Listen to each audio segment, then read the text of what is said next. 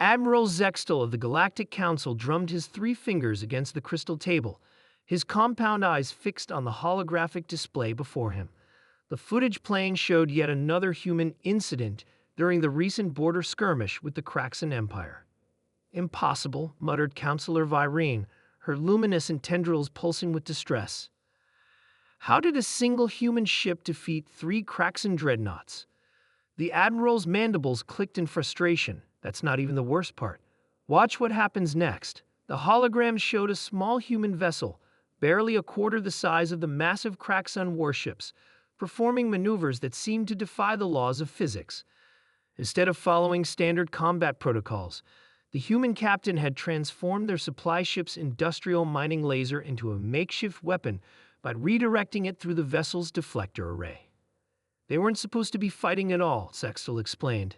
"This was a civilian supply transport that got caught in the crossfire. The humans on board were maintenance workers and engineers."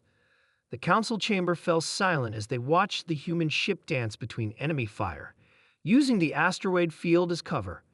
The improvised weapon cut through the Kraxan ship's shields like they weren't even there, a feat that should have been technically impossible. But how? Another counselor asked. "The Kraxan's shield technology is among the most advanced in the galaxy."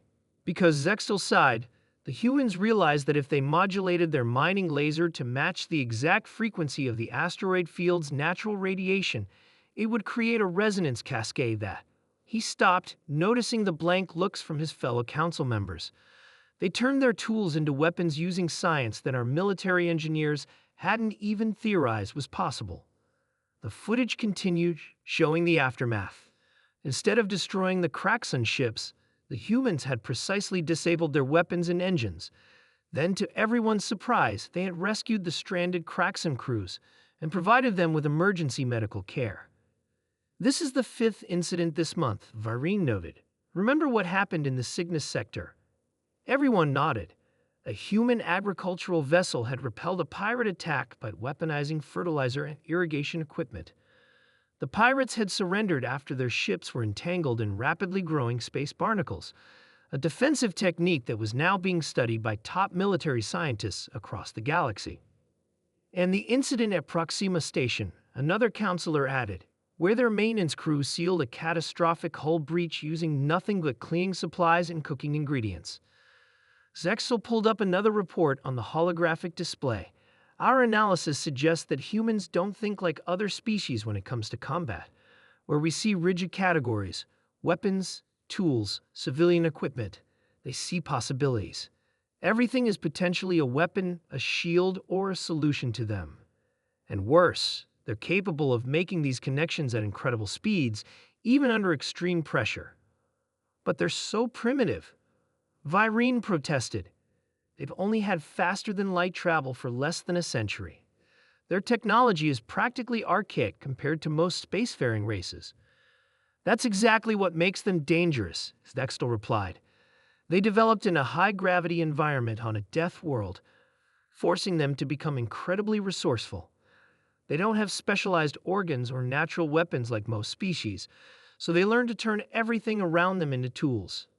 And now, they're applying that same mentality to spacecraft and advanced technology." The Admiral gestured to a series of statistics floating in the air. "Look at the data. In every recorded combat incident involving humans, they've demonstrated this same pattern. They don't follow conventional military doctrine. They improvise, adapt, and overcome using whatever resources are available. And most concerning of all, they show mercy to defeated opponents, which often leads to diplomatic solutions we hadn't considered possible." "Are you suggesting?" Virene's tendrils twisted anxiously. "Yes," Zextal said firmly. "I recommend we ban humans from participating in any future galactic conflicts, not because they're too violent or aggressive, but because they're too innovative and unpredictable. They turn combat situations into engineering problems, and then solve those problems in ways that completely change the nature of warfare." "But won't this be seen as a sign of weakness?" one of the counselors asked. "Banning a species from warfare because we're afraid of their creativity." Zextal's compound eyes glimmered with what might have been amusement. "On the contrary, we'll frame it as a recognition of their unique capabilities. We'll officially designate humans as a strategic engineering species and redirect their efforts towards solving the galaxy's technical challenges instead of participating in its conflicts. The council chamber erupted in discussion, but the outcome was already clear. Within a cycle, the ban would be implemented. Although ban wasn't quite the right word, it was more of a galaxy-wide acknowledgement that allowing humans to participate in warfare was like bringing a multi-tool to a sword fight. It wasn't fair to anyone involved, and it had a tendency to rewrite the rules of engagement in ways that military strategists were still struggling to comprehend. As the council session ended, Admiral Zextel added one final note to his report. The greatest threat posed by humans in combat isn't their potential for violence. It's their ability to make us question why we're fighting in the first place. Their creative solutions often reveal diplomatic alternatives that we, in our more rigid thinking, had overlooked. Perhaps that, more than anything else, is why they need to be kept away from our conflicts. They don't just change how we fight, they change how we think about fighting itself. The human ambassador, when informed of the council's decision, simply smiled and said, "That's probably for the best. You wouldn't believe what our engineers can do with a sonic toothbrush and some spare parts." The Admiral made sure that particular comment was classified at the highest level. There were some things the galaxy wasn't ready to know.